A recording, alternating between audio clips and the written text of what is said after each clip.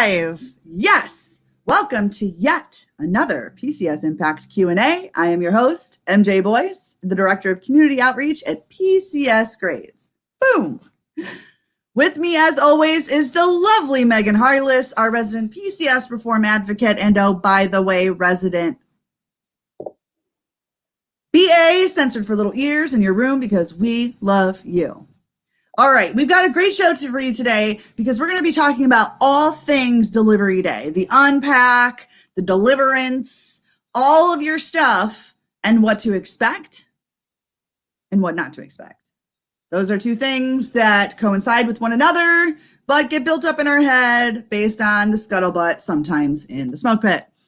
But before we get to those questions and before we get to Megan's DoD updates, I'm going to go ahead and do those housekeeping items as we do every week. Ready, set, here we go. All right. We've got the answers, people. We've got the answers. And if we don't have those answers, guess what? We know who does. And if we don't know either of those things, we're going to take your questions for action and get back to you with an answer.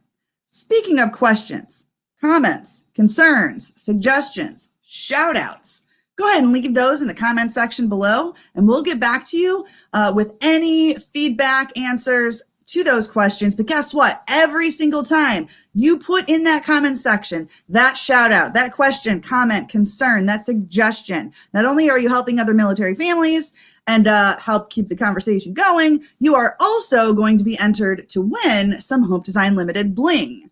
Yes, questions, comments, concerns, shout outs, but also LOL smiley faces, while encouraged and totally awesome, are not counting towards an entry to win.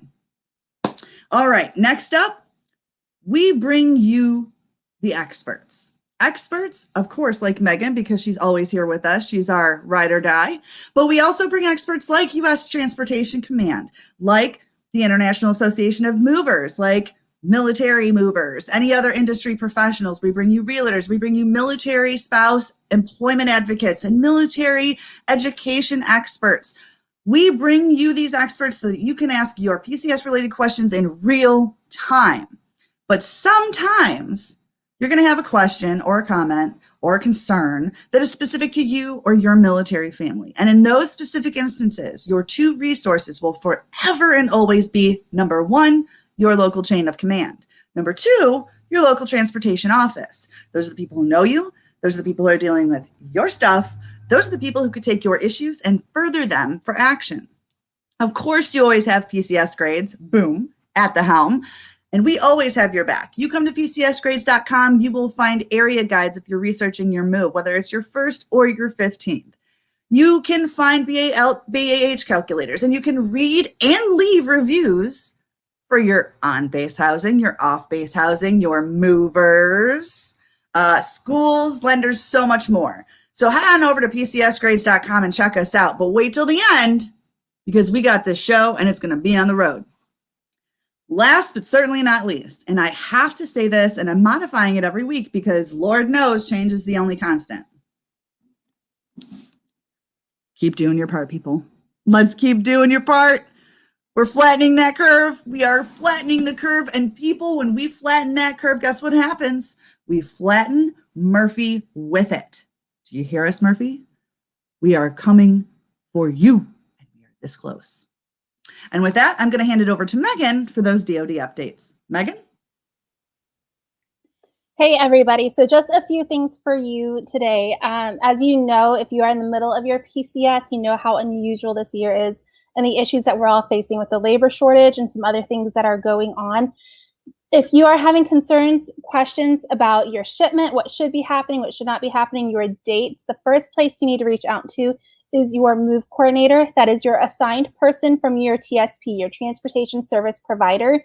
They are the ones that contract out to your local agents at origin and destination for the packing and the delivery piece of it, but they should be your first point of contact if you have questions. If you are having a hard time getting a hold of them, as sometimes I know some folks cannot get a hold of people, then you need to turn over and reach out to your local transportation office to get assistance and updates for your move, and to let them know also that you're having a hard time getting a hold of your move coordinator so that way they can take the appropriate actions on their end. If you have your orders and you're looking to move sometime with this summer, keep in mind that a lot of places right now, because of the labor shortage we are experiencing, is currently kind of booked up through, we're seeing mid-July into late July. Some places, the earliest you can get serviced is going to be the beginning of August. So as soon as you get your orders, get into DPS, get your move set up, contact your local transportation office, have the conversation with them about what to expect in terms of timeline. You may need to go into your Plan B, Plan C, Plan D book and see about maybe doing a PPM, doing split travel, or putting your items into storage, and then letting the military pick up from there. So you're moving, it's going to be crazy, it's going to be hectic. We're going to try to do our best to help you guys see it smoothly. If you have questions, concerns, looking for other advice, be sure to join our group, Lost During My PCS. We'll get that link dropped below here so you guys can easily access it. It's a great resource to use where you can stay connected with PCS grades and also find some information, resources, get some advice and questions answered that you may have if you need them in a more timely manner. So that's all I've got for now. Send it back to you, MJ. Awesome. I almost got caught on mute, but I didn't. Back off, Murphy. See, we're fighting them, y'all. Thank you so much for those DoD updates, Megan. Y'all, Megan goes down this policy rabbit hole so that we don't have to. She is our PCS reform advocate, and she helps us break it down Barney style for the peeps like me.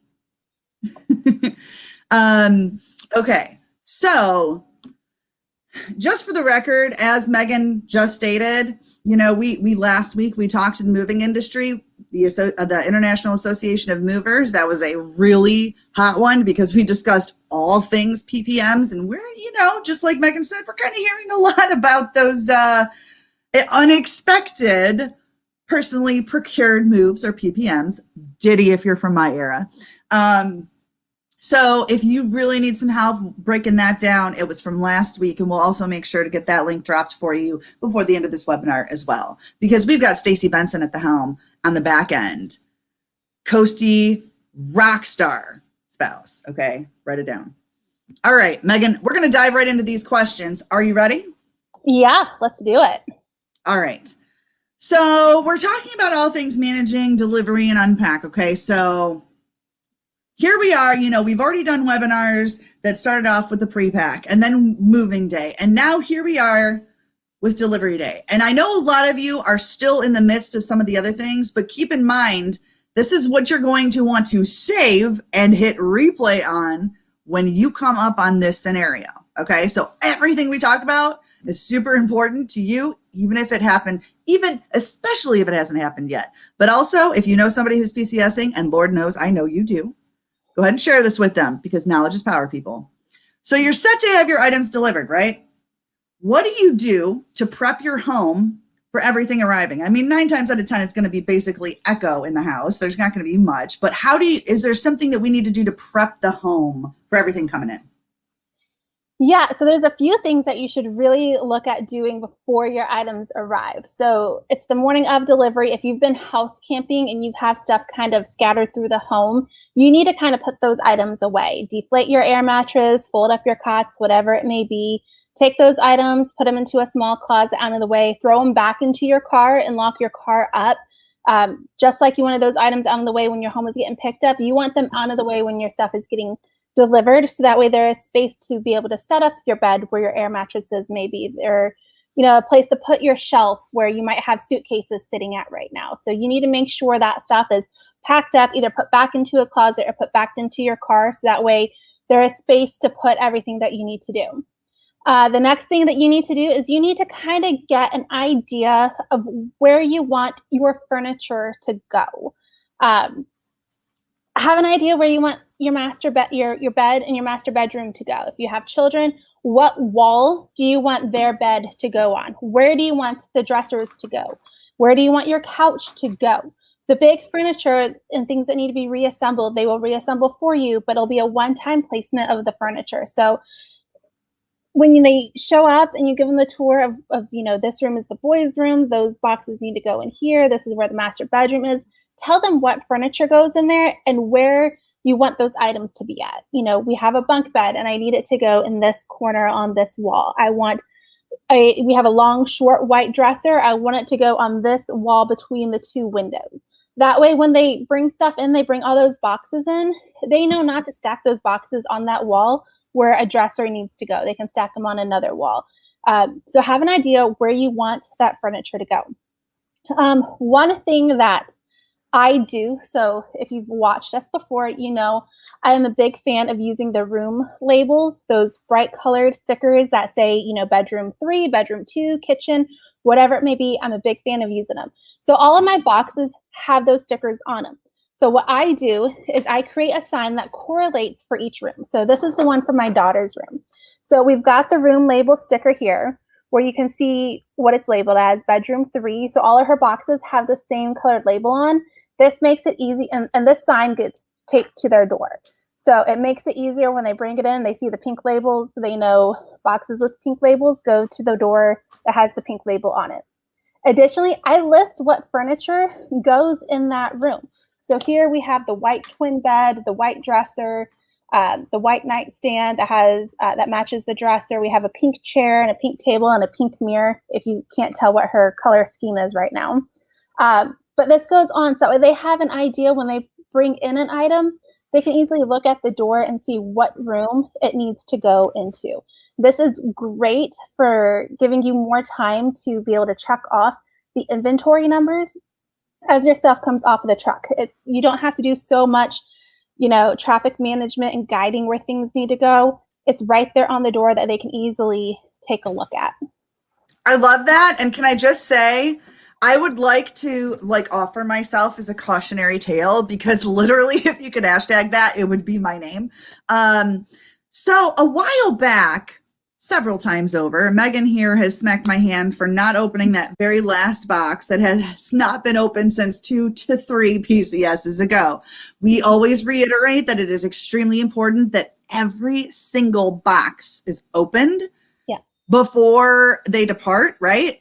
And of course, I am that jerk that did not do that. However, Megan, not before they depart, no. Not before departing on delivery day, before your next PCS, before your claims timeline, open the boxes. Well, I am happy to report that that lone box that has been sitting there for well over 10 years, yes, has been opened. And I finally found my Starbucks mugs that I swore were stolen from Hawaii. See, this is a good reason why, at least why MJ's bringing it up. Open every single box before your claims filing deadline. Even if you know there's probably nothing in there that you're going to need, whatever it may be, open it up. It's always good to open it, put eyes on it. One, make sure that it truly is your stuff. We've seen where some boxes have been reused. Some things have just, you know, maybe slipped in under the radar and you thought it was your box, you open it up and maybe it's really not your stuff. So open it up, take a look at it. You can take a quick shuffle through it to make sure there's nothing broken or damaged in there. Please, for the love of all things, do not just, you know, keep those boxes sealed and shoved into a corner in a closet in a garage, whatever it may be. Just take a moment, rip open the tape, take a look, verify it's yours, verify there's no damage, you know, but do not just shuffle that box. Or if you've had 7 moves and that box is still taped shut from the first one and it's in your closet, just go put it in your trash can now because you don't need it. So Courtney here, you know, so we don't have to open everything while they are there. I mean, I'm certain you'll tell if you can, that would be phenomenal, at least just to take a peek. Okay, yeah, let me do it. But here's the thing, Megan, and I'm going to say this as though I were a newbie spouse, and we're going to pretend like I know all of the things after 20 years as a Marine spouse.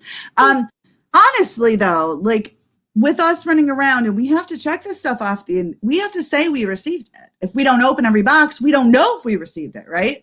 So even though like we know, like even if we don't open it while they are still there, what's the recourse again? So you have right now currently with the claims filing timeline for a standard shipment, you have 180 days from the date of delivery to file your claim. So you don't have to open up everything that day. The caveat is if it's high value items listed on the high value inventory, you do have to open and inspect those things on the date of delivery. That inventory form, the high value inventory form that you're going to sign at the end of the day, it states right there in bold red above where you sign saying, I have opened and inspected the items. They have arrived in good condition unless otherwise noted on the loss damage at delivery form. So that your high value items, you do have to open and inspect. Everything else, you have 180 days to make that claim. So the most important thing for you to do on day of delivery is to check off your inventory numbers to make sure that your boxes arrived. So that way you can identify if a box is missing or if a piece of the bed is missing. And it's also important to take a look at your furniture that's coming off of the truck. Is there any noticeable damage on there? Does your headboard for your master bed, now have a giant crack in it? Do you have an end table or a coffee table that looks like one of the legs, is scratched up or has a gouge out of it kind of deal? So those types of things are important on delivery day, and your high value items are important on delivery day, but you have 180 days for a normal household goods shipment to open, inspect, and file that claim. If it's a non-temp storage shipment, you only have 75 days. Those are dates to remember, people. Yeah. Write it down. But we're also going to be dropping in the information and the links that are necessary to adhere to those particular deadlines, which honestly benefit us in the long run, right? Okay, so Megan, I'm skipping around. Obviously, I'm skipping around just based on, it's organic conversation that we're having, right? So don't worry, I'm keeping track. I got you, sister. One question specifically, Mary, shout out Mary. And by the way, Courtney, that was a great question because I'm coming back to you again, Mary. Mary says, TV and speakers, do we keep the crew there while we set it up? So it depends. Are those TV and speakers on your high value list? So it kind of comes down to what you want to do here. So I've seen it done several ways. So one way, you do have to open and inspect the items if they are on your high value list. So things that are like electronics, you can totally note that they showed up and there's no external damage, but they have not been plugged in yet. And you can plug them in at a later time, but make sure you note that on the inventory form before you sign it. Some people I know will keep the crew around until they go and set it up to verify, so that way they can note it on the loss damage form at delivery. Here is the deal. Anything electronic wise that does not have external damage done to it is going to require you to get a statement from a repair tech that says the internal damage caused was caused in transit. It was from the truck hitting a pothole really hard on the road or whatever it may be. If there's no external damage done to the electronic item, your claim could be denied because you can't prove that the internal damage happened in transit if there's no external damage. So electronics, you would need to get that statement from a repair tech that says the internal damage was done in transit. Okay, question, because I'm totally jumping in on this one. Thanks, Mary, on this one.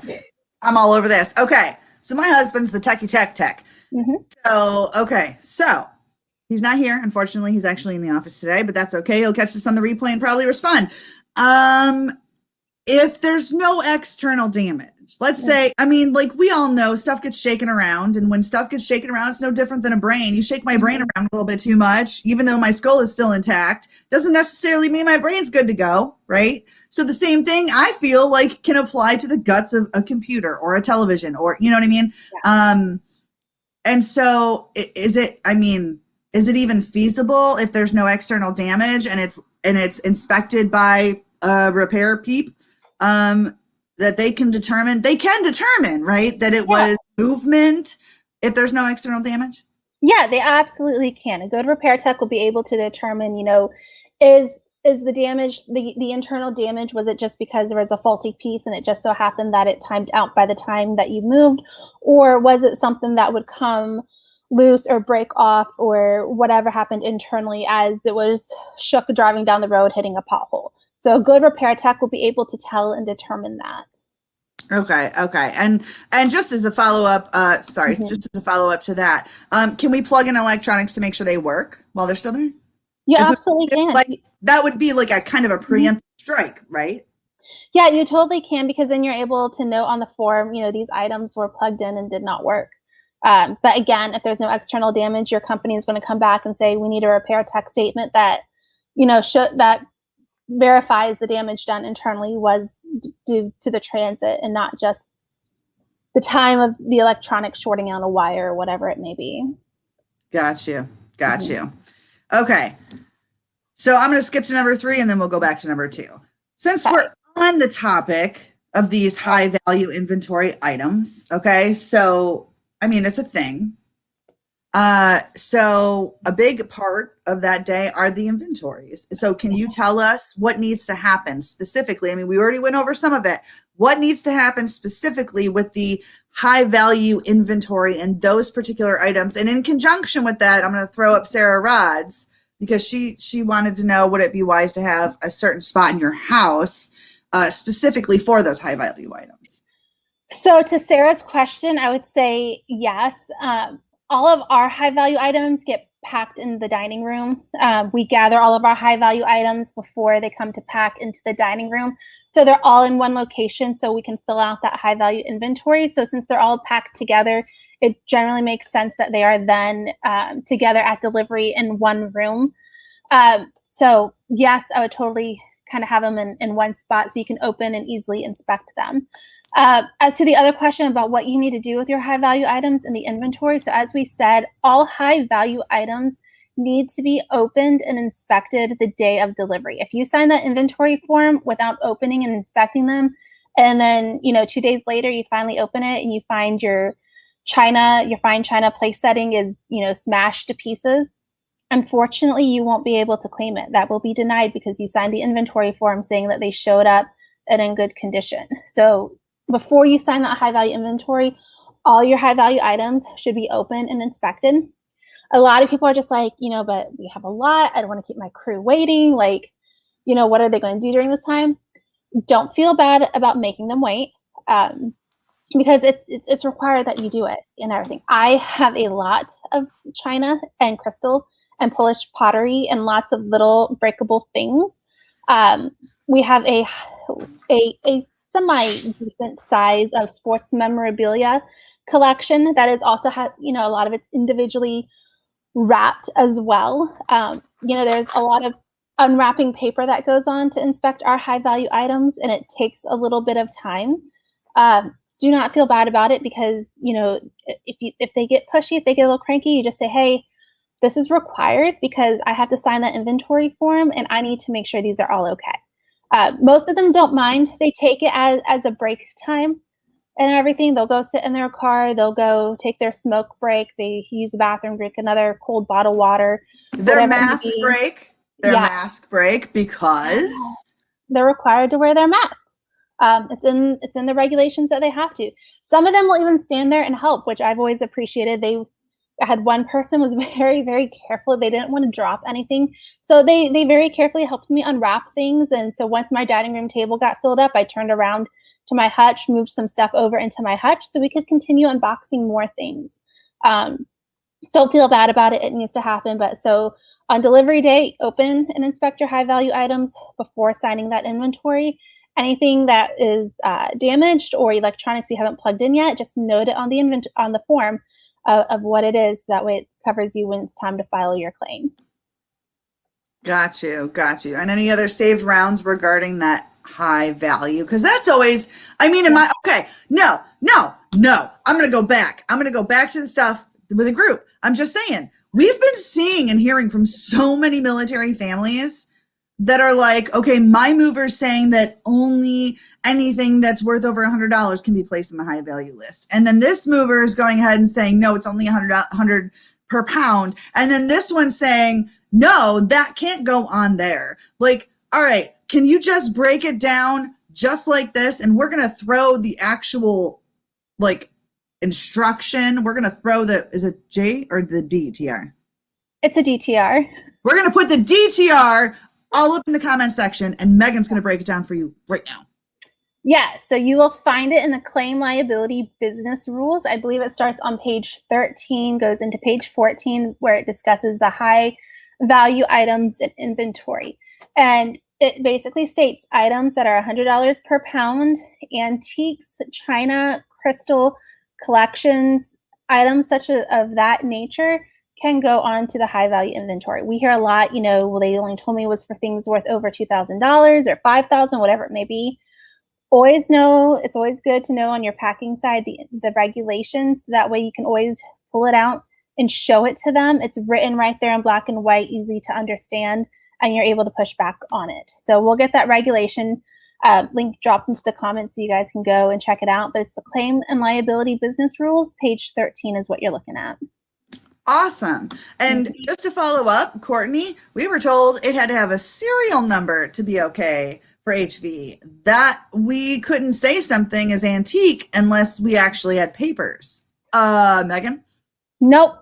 Doesn't need a serial number to go on high value items. I will say you're in antiques. It is always highly suggested that you have an appraisal done for those, just to show the value. I can take my grandmother's antique hutch and if I do a Google search, I can find something very similar to it made out of not the same material for a lot less that they can use, and they can say, hey, it's the same thing kind of deal, and all of that. But if it's antique, have the appraisal for it.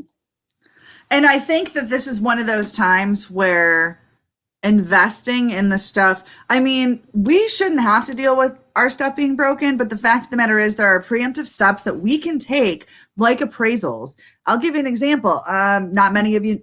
Nobody probably knows what I'm about to say. I am a numismatist. And a numismatist is somebody who say that. Numismatist.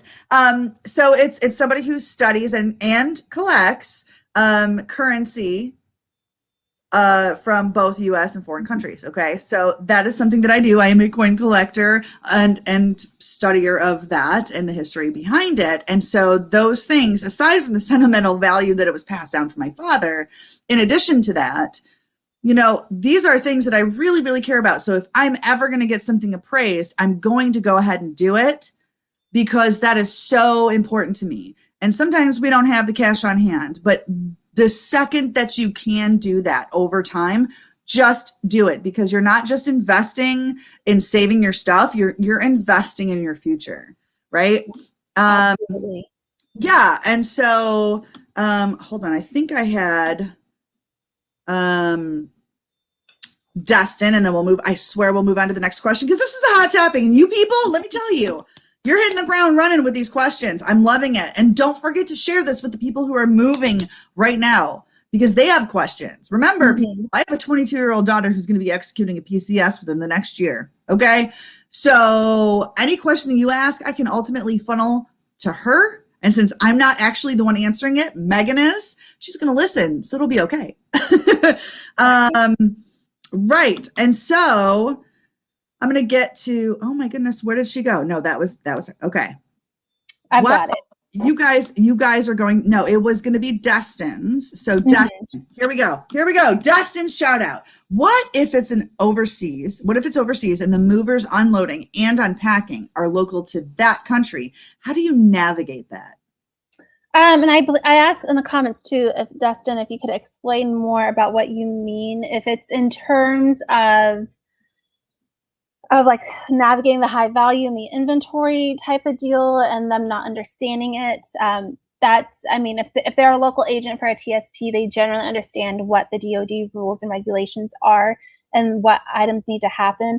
You can always reach out to your TSP if you have questions or concerns about it. If you're looking at how to navigate like the unloading of where things go, that's why having a list on the door that they can easily read to understand. If you're going someplace that maybe Korea or Japan, where English as a second language may be a little more difficult, on that label you put on the door, maybe try to translate it into their language so they can easily understand that as well. And I see here in terms of, yes, the high value as in waiting for us to unpack and checking items.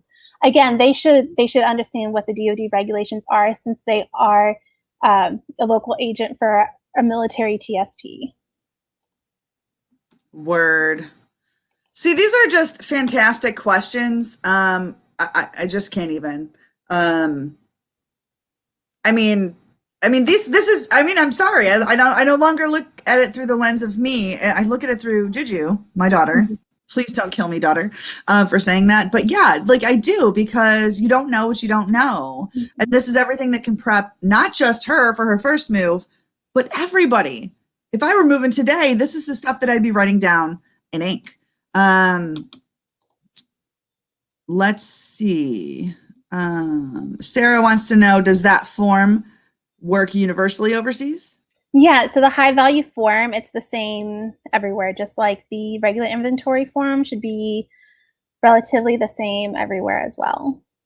Okay. Word. Okay. Now we're going back to the regularly scheduled program of questions. All right, Megan, give us the down and dirty. During delivery day, what are we doing? So during delivery day, same thing. So I am standing, me, my husband are standing by the truck, and we are checking off inventory numbers as items come off of the truck. Either we're by the truck, or in our current home, the entry point was the front door or the garage, but they had to go past the garage to get to the front door. So we set up like in that little corner there. Before items go into your home, you should be checking off the inventory number. This is important because it helps you identify if you end up having a missing item at the end of the day. We've had several times where there were maybe a couple of boxes that I didn't get checked off for whatever reason, but they weren't checked off on my inventory form. And so at the end of the day, before I signed, everything was like, hey, we need to find these box numbers, or I'm going to be claiming that they're missing. And so the crew would help me search where the box should be at, depending on what it was labeled as. We'd go into that room and we'd turn all the boxes where we could see the box numbers and double check and find them and whatnot. And that way we're able to determine whether they were there or not there. It turns out they were all there. Somehow we just missed that number. So checking off the inventory numbers is like the big priority that you really need to focus on that day. The next I have a question about inventory numbers. Do the inventory numbers and the colors coincide? So yes. So you have two inventories generally. There's generally one for your boxed items, one for what's called your furniture or loose packed items. They are generally different colors. So you should have one inventory, say your boxed items that your packing company created that say they're orange color labels. Your moving truck driver person usually comes with their own colored labels where they then do it on the furniture and the loose packed items. If you're not sure what the labels are, they look, yes, I have a roll of them. Oh my goodness. They look like this. It gives you an inventory number, and then there's a lot number. I don't know if you can tell, my lighting might be off, but a lot That's number. Hardcore. But this you know what? Wait, put that back on the screen. Stacy, if you hear me, can you please make Megan full screen so that everybody can see the lot and inventory numbers? Yes. Okay, so hold them up to the camera. All right, I'm trying to do my lighting as well. So you see, and which direction do I need to go? So you have a lot number there, and then you also have an inventory number. And so you should have a roll, sometimes two rolls, depending on how many things you have. Companies buy these rolls of inventory numbers. It can be anywhere from 200 labels in a roll to 500 labels in a roll. So generally you should have your own lot number for your boxed items. And then when the driver shows up and they have their own roll and lot number for your furniture and loose packed items. But generally they're different colors. And so as things come off the truck, they should be saying, you know, like yellow 17, blue 23. It sounds like you're calling football plays, but you're not. You know, that way you know which inventory to check it off on. Word. Okay, Stacey, you can put us back. You can put me back on screen. I'm not picking my nose, I promise. So that's the big main first thing that you're doing is checking off those inventory numbers. The second thing is you're also walking around the house to see where things are being put at. So again, you've already told them, you know, I want a bed on this wall. I need a dresser on this wall. So walk around and double check that, you know, those furniture pieces are being put where you ask them to be. Or if you have a bed or a wall of boxes in the way where a bed should go, let them know. So that way things can get adjusted as needed. But you're also walking around to make sure things are ending up into the right room as well. Got you. Okay. And last question about the kind of inventory thing, because I kind of never even realized that. Like, I mean, we've all seen the cute things you can do with those stickers, make ornaments out of them. And, I mean, I'm still finding them like under my bed. I found one in my shirt. Like, it was weird. But, so yeah, that happened. We have 3 inventory colors this move, right? Yeah. So that's like 3 inventories to follow, correct? Yeah. So that would probably be 3. They maybe used one color, ran out, and then started another color. Another thing, which, I mean, the more colors you have, the more hard it is to kind of navigate. But if you know your box items might be, blue and yellow tags, and your loose pack furniture items are orange tags, you can still kind of keep it going. A lot of times, so talking, how do you check off your inventory number? Some people use their inventories, they lay them flat, they tape them to a board, and that way they can take a highlighter and they just kind of like, highlight the number as they check it off. Other people use what's called a bingo sheet. So it's basically a piece of paper that says like 1 to 500 or whatever, and you can write like the color at the top of it. And as they pull stuff off, again, you take a highlighter and you just kind of mark the number, kind of like bingo. Other people also just take a blank piece of paper and they'll label the color for each label at the top of it.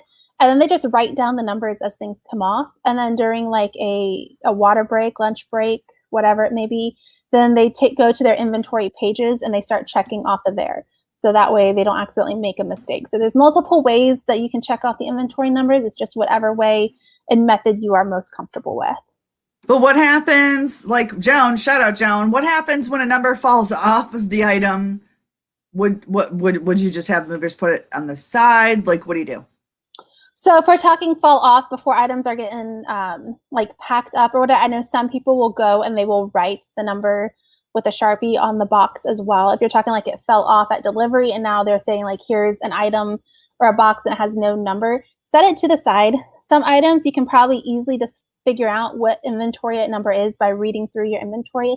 If it's, like a rake and it doesn't have an inventory number, but you've got a rake listed on your inventory and that at the end of the day, that number hasn't been checked off, more than likely that rake is your rake on the inventory. If you have a box labeled, boys bedroom closet, boots, hats, toys, or whatever, and you look at the inventory for the section of boxes for your son's room, and there's one box that's not checked off and it's labeled the same thing on your box, you can generally match those up to know that's, box 37, the tag just fell off of it. Gotcha. Tracking. Mm-hmm. Okay. Back to the regularly scheduled program. At the end of the paperwork, what do you need to note for either lost or damaged items? So yeah, at the end of the day, you're going to have to, there's a form, another form, so much paperwork. We love our paperwork. It's called loss or damage at delivery. So if you discover you have items that are lost, say box 37 never showed up and you can't find it anywhere, on that form, you would write box 37 and mark it as missing, write that it was missing, not damaged. If you notice like your headboard has a big crack in it that it didn't have in before, you would write, item number 18, headboard has a crack, kind of deal. So anything that is missing or noticeably damaged, you can mark it on that form. Anything else, again, you have a claims timeline. You have 180 days for a regular shipment to file your claim. So you don't have to open up and note everything that day. But if it's missing, if it's a high value item that's damaged, or if it's like furniture that's noticeable and you see like it's damaged, go ahead, mark it down on that form. Gotcha. Okay. So next up, unpacking is always like the biggest debate. We see it everywhere, people. We see it everywhere. Do you do it? Do you not do it? Do you do a partial? What do you do?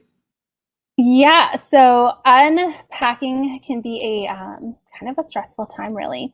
But Did the wine, peeps. But it can be good and it can be bad. So here's how it's bad is when you get companies that split open the box and they dump things out. That is a no-go. That should not be happening. If you ask for an unpack and that happens, you stop them, you call your move coordinator, you call your local office, you take some pictures, you send in an email, because that is not how an unpack should go. An unpack should be that they remove the items from the box and they place it on the nearest clean, flat surface. So we're talking a table, a counter, maybe a shelf. If you're working in the kitchen to do the unpack, open your cabinets, because you can easily, as you unpack the plates, just stack them on a shelf kind of deal. That is how an unpack should go, and any empty boxes and paper they should take with them at the end of the day. If you do a full unpack, even with a partial unpack, it is very, very important that you are heavily involved in the process, because they're going to unpack until they have no more space left to put stuff. So if you're involved in the process and say you're getting your kitchen unpacked and somebody is unwrapping plates and stacking them on the counter, we'll open that cabinet door, grab that stack of plates and put them up. Now that you've just created more empty space where they can keep unpacking other items for you. You can always go back and rearrange your kitchen cabinets later, but at least your stuff is unpacked and those boxes are out of your home. Now, the important thing to note with an unpack is that they are not like setting up your home and rearranging things. So let's take our Starbucks mugs, for example. We are a big collector of them as well. If you are a person who enjoys your Starbucks mugs being in alphabetical order on the shelf, unfortunately, the moving company is not going to alphabetize your Starbucks mugs. They will take them out and they will put them in the on the counter or in the cabinet for you. You will have to go back and alphabetize them later. Same thing with your books. They unpack some books for you. You have a shelf they go on. They're just going to take them out, set them on the shelf. You will have to go back later and rearrange them how you want them to be. So it's important. So basically, they won't Marie Kondo that for us. No, they won't feng shui, Marie Kondo, whatever. Eye-pleasing. These should be horizontal, vertical, organized, alphabetical by author, and then organized by color of the binding of the cover. Like, that's all on you to handle. My suggestion is, what my family always does is we do a partial unpack. So one, I know my high value items are getting unpacked because we have to open and inspect them. The second thing we have unpacked is the kitchen. And I don't do a full kitchen unpack. I have a lot of kitchen stuff. There's just no way it's all happening. But I know which boxes are going to be unpacked. I know which boxes have my dishes in them because I need our dishes. I know which boxes has our cookware in it, which boxes has my bakeware in it, our silverware and stuff. And those boxes will get unpacked. So that way I can start utilizing my kitchen and we can start cooking again and being a family around our dinner table again. Our wardrobe boxes, those get unpacked because it's too easy to pull things out of there and quickly hang them up in a closet on a rod. So those get unpacked. Our book boxes, we have not very small. It's not huge. We have a good sized library. We're a reading family, so we have a lot. So those boxes, they get unpacked and either the books get, stacked in the corner neatly or they get put onto the shelf. Depending on how we're set up kind of deal. But that way, all of those boxes are out. If you've watched us before, I do a lot of pre-packing.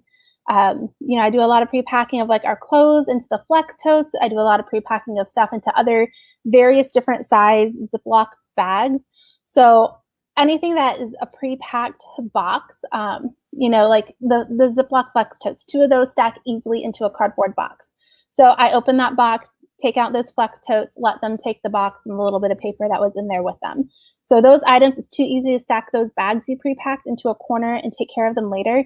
The great thing is that the pre-packing allows them to get those cardboard boxes and all of that paper out of your home, so you've got more room to work with and maneuver through for setting up your home. I guess that makes sense. I'd like Spire's question or comment. I prefer to unpack myself, especially kitchen. I must wash all the dishes before the move. After the move, before I place them in the cabinets. I am weird. Girl, honey, you are not weird. That's not weird. So if you have them help you unpack your kitchen, just take those plates, instead of putting them into the cabinet, open your dishwasher and go ahead and unpack them straight into your dishwasher. So then that way you don't have to worry about trying to do it later. A great hack, that way you don't have to rewash your silverware when you arrive, is take saran wrap or some kind of wrap or a giant Ziploc bag. Put your silverware tray into that bag or wrap it with the plastic wrap. You don't have, it keeps all your flatware organized, and you don't have to wash it again when you arrive. You just cut off the plastic wrap, put it in its drawer. Saves you a little bit of time. But I totally get needing to wash the dishes. We wash ours too. But I want that paper gone. I want those boxes gone. And if I have to, know that this shelf is dirty stuff and this shelf is clean stuff and organize it once we get done washing everything, then that's what we do. But my goal is to get those boxes and all of that paper out as quickly as possible. Amen. Mm-hmm. All right. So sometimes delivery days are missed. Okay, it happens. Can you explain what an inconvenience claim is and one's eligibility for it? Yes, we're going to get the link for this, for the fact sheet, dropped into the comments for you below, so you can go directly to it and take a look at it. So when a delivery is missed, there are a few things there for eligibility that you can read on the fact sheet for how it is. But generally, if the RDD, required delivery date, is missed and they can't deliver to you within a certain amount of time, you can be eligible for an inconvenience claim. The caveat to that is that it has to be missed for a reason within the TSP's control. So if it was missed because, they just overbooked themselves kind of deal and couldn't get it out, that's on them. You can file an inconvenience claim. If your RDD is missed because, hurricane whoever came through Florida and you're trying to be delivered to Florida, unfortunately, things deemed an act of God, like a natural disaster, are not going to make you eligible for an inconvenience claim. But I see we got the link dropped there below, so you can go and read exactly what that criteria is. If you are eligible for an inconvenience claim, there are two ways that you can be paid. The first one is by the per diem of the meal and incidental rate only for your service member only for up to 7 days, and you don't need any receipts for that. That's what they call or consider the baseline for the per diem. If you are a family who is prepared for house camping and you take what you need to house camp because you just don't like being crammed in a hotel with all your children and all your pets and you need some space and you're able to get into your home, that per diem baseline is a great way for you to be able to get something for that inconvenience. If you are not a house camping family, but you still need to purchase some things, you aren't preparing for it, you can go and purchase items off of the approved list, which is usually air mattress, a basic set of pots and pans, a towel set per person, a sheet set per person kind of deal, basic necessities. And we're talking store brand items, not the fancy expensive. You're not going to get your 1,400 thread count sheets reimbursed through your inconvenience claim, unfortunately. But you can purchase those essential items and submit your receipts and be reimbursed what your expenses actually were, though. And that is pretty cool. Yeah. Okay, so I'm sorry, I'm just going to recalibrate here because man, we're on fire over here. Don't forget, people, don't forget, share this with the people you know, because knowledge is power and it does nothing hanging out up here. Okay, let's just go ahead and get this out of the way. Sometimes there is damage to the home. A dent on the floor, a scratch on the wall. What do you do in those situations? So that would be considered what they call real property damage. Again, there is a fact sheet to this that we're going to get the link to that dropped into the comments so you can easily reference it. All of these fact sheets we're dropping can be found on move.mil under the customer resource tab. So that way you can easily go and reference them if you get lost within this webinar. But it's called real property damage. And so those claims, you have 7 days to file the damage, file the claim for that damage, and you file it directly with your TSP. Now, previously in the past, you would have to file with your local agent. They try to simplify the process. So that way you file it with your TSP takes care of it, and then they work with the local agent on their end for whatever it may be.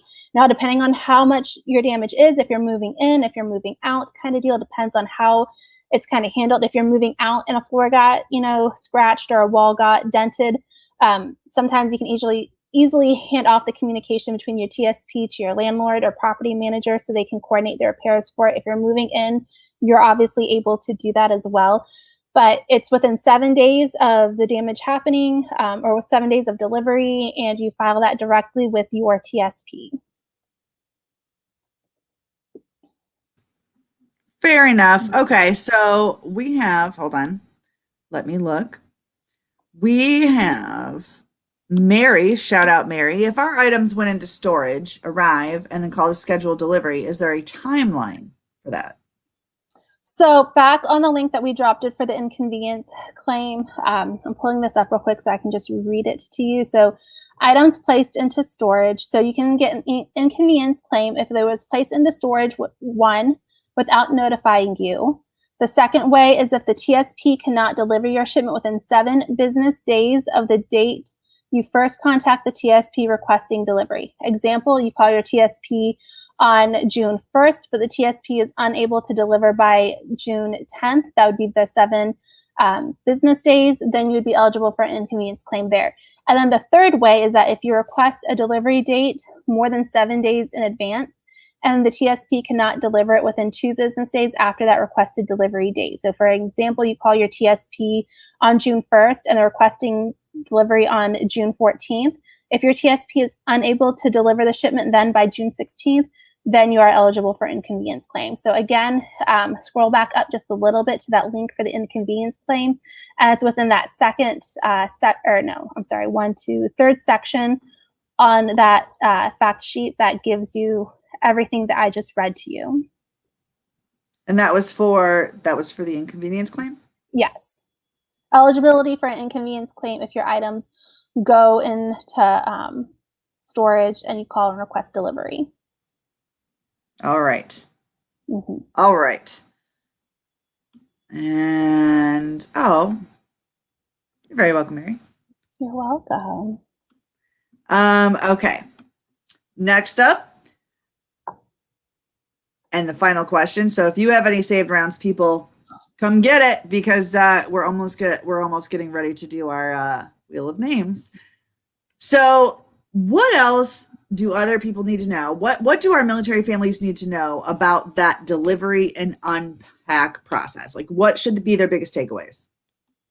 So the biggest thing I want to reiterate is checking off your inventory numbers. That is going to be probably the most important thing that you do that day. Checking off your inventory numbers, walk around your home, see if you noticed anything got damaged. Maybe, a dresser scuffed a wall as they were trying to carry it down a hallway.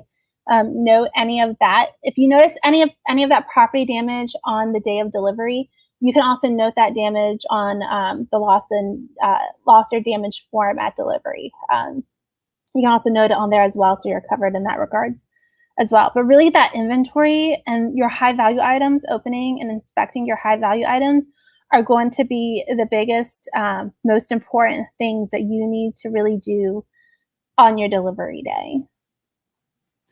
Got you. And I'm just going to go back here really quick because I am seeing some questions pop up, and there was one in particular. Let's see.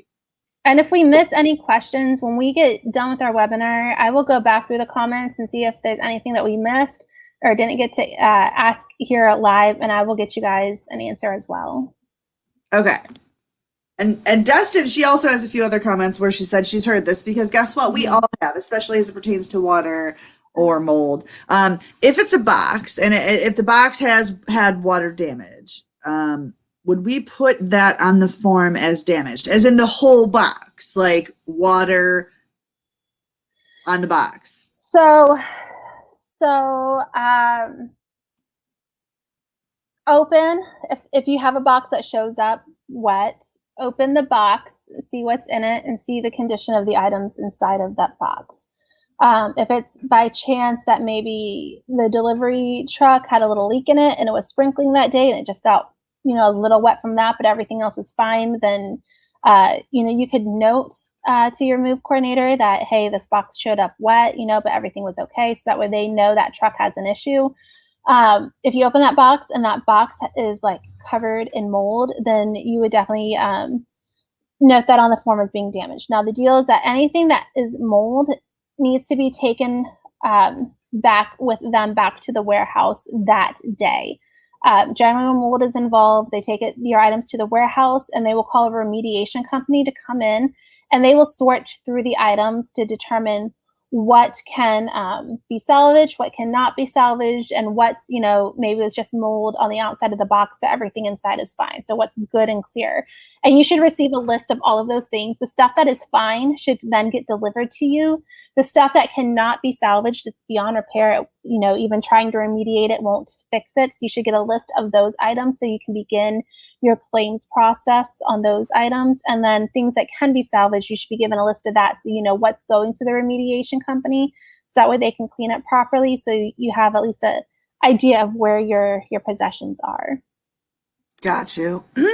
And Monica, shout out Monica. If something's immediately, right now, in real time, recognized as damaged on delivery, will the moving company do an offer to me, or I fill out the notice of lost damage? You should fill out that form and file a regular claim for it. So you can do a quick claim, essential claim on things if it's like your mattress, those essential items needed for living. Where you can they can handle that claim within 7 business days to help get you a new mattress so you can be able to sleep in your home, kind of deal. But generally, it's unless that's your only damaged thing. The best thing to do is to wait until you can file your whole claim together. You can file multiple claims, but you don't want to have to keep track of 10, 12 different claims. It's the less claims to keep track of, the better. But that would be what my recommendation is for that. Okay. And Savara, and this is a great question because we have spoken about this, and Megan's going to drop it like it's hot right now. Are we still required to keep all the damaged items until the claim is successfully completed? Sometimes it takes weeks or months to get reimbursed. So if your shipment was serviced on or after May 15th, 2021, you do not have to keep everything until your claim is settled. Again, scroll back up to the link for the claim liability business rules. In there, I want to say page 4, 6 is where it starts kind of talking about this timeline, the salvage timeline. And it's changed this year. So your company, your TSP, has 20 days from when you submit your claim to notify, to get an inspector out there to look at your items. And then it's I believe 20 days from when the inspector gives their notice, or 45 days total from when you submitted your claim for that TSP to notify you if they want to salvage anything. If they do not want to salvage anything, you are free and clear to go ahead and get rid of it then. This was a big discussion we had with Transcom. They realized the fact that some people do not have the space to hold on to broken furniture for months at a time, that sometimes our space is limited in our homes. There were some folks that would get storage units to hold the broken stuff because they didn't have the space in their home. And so they kind of consolidated it down to where, the TSP, they have so many days to send an inspector, and either from the inspector notifying the TSP of what can and cannot be repaired, or from when you submit your claim in total, of their notification to you if there's anything that they want to salvage and anything that they are wanting to send for repair. So no longer are the months of holding on to a garage full of broken things. Thank goodness. Right? Like legit. I mean, what? Like keeping glass from a broken mirror? So the glass things, so if it's glass, you can go ahead and dispose of the glass. They understand that's a safety issue and they don't expect you to hold on to broken glass. You can get rid of that. But like if, the frame of the mirror is broken, like it's a wooden frame and maybe it got chipped or cracked, hold on to that. But if like the glass is broken, if you have, a hutch and like one of those glass doors got broken, you can toss that glass. If you open up your china, crystal, or even your regular everyday drinking glasses and those are broken, you can go ahead and dispose of those. Snap a picture that shows the broken glass, and then you can go ahead and dispose of that glass. Word. Well, okay. I mean, gosh, that's a lot. And I'm very thankful because now that I have a Mill Kid 2.0 up in this house and he's like mobile now, like that happened. Yeah, I really wouldn't want him crawling around and even attempting to try and get into a box that may or may not have some glass in it. So while Stacy is getting these names together for us, I'm going to answer one more question from Monica. And remember, people, we're going to answer your questions on the back end. If you get to us after, or if you're watching this on the replay, we've got you. If you know somebody who's going to be moving, if you know somebody who needs to have this heads up, give it to them, because knowledge is power and it does nothing hanging out up here. So Monica asks, will the military claims office pay out a partial or a full replacement value? So the MCO pays a depreciated value up front, and then they go after the TSP for full replacement value. Any additional monies that they receive on top of what they already pay you, they send you another check for. Okay, that makes sense. Okay. I'm going to scroll up and see what we missed, if we missed anything. Like I said, if we missed you and I don't see it right now, I'll come back and look at the comments when we get done and make sure your questions get answered. No what? Faith. No Faith. Listen. Just kidding. See, we can do that because me and Megan are friends. So this witty banter, we may as well be sisters. It's just a thing. So I'm getting together the wheel of names, and we have a ton of peeps. And then today, so some Hope Design Limited is going to be given away, and we're actually going to do that $25 gift card again. 2 weeks ago, we tried to do $25 gift card, and I believe that Charmaine Perry was our winner that day, and now we're going to try it again. And by the way, people, thank you so much. Everything that you're doing, I'm sure you're passing it on to people who are currently going through a PCS, and I am certain that you are utilizing it. But remember, even when we're not sitting on this webinar, you can come to PCS Grades, you can email me, you can message our Facebook page. We will get you in. If you have a question offline or after hours, we can get you that help. Megan and I are literally just an email away. So if you have an issue ever, get with us at the PCS Grades Facebook page and message us so that we can get back in touch with you. Depending on your question, one of us is going to answer. Okay, so did you find any saved rounds? I have not, unless I completely missed something. That's what's up. I'm just saying. Though we do have a very large Oconus following, so that might be a thing at some point too. All right, getting ready to share my screen, people, for the Wheel of Names.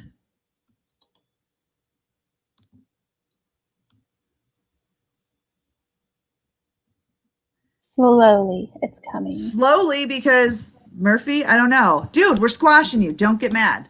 All right, here we go. Can you see it? Oh, that's a lot of names. That's a lot of names, peeps. Super proud. All right, here we go. For a $25 Hope Design Limited gift card, the winner will be, and yes, as Megan says every week, we will get a drum roll. Yeah. Monica Barfield.